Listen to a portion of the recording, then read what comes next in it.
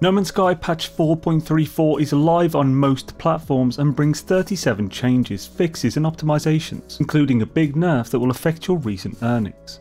Starting with a very strange one, if you had witnessed NPCs being spirited away through the floors of space stations, this should no longer happen. Comical and short-lived.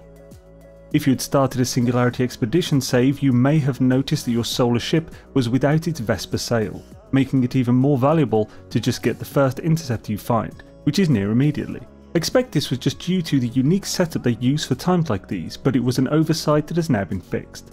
I can confirm that this is not a retroactive fix, meaning that all existing expedition saves will not have the Vesper Sale added, but new saves will start with it. This next fix covers pathing in the galaxy map, specifically the mission pathing pointing to the wrong system.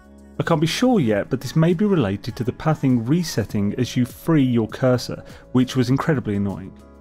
Communication stations will no longer make your game crash, or at least as often, on expedition planets, as a bug that allowed far too many to load in has now been fixed. This next one is the big one. Interceptor ships have had their value reduced by 90%. Their extreme value was supposedly a bug or oversight, which does make sense due to that being one of the most lucrative earning methods around, making stasis farming and others somewhat pointless. While this feels like a necessary nerf for game balancing, I can't help but think it was lowered a little too much. While those are the big hitters, there are definitely a few notes you should be aware of in case they affect you.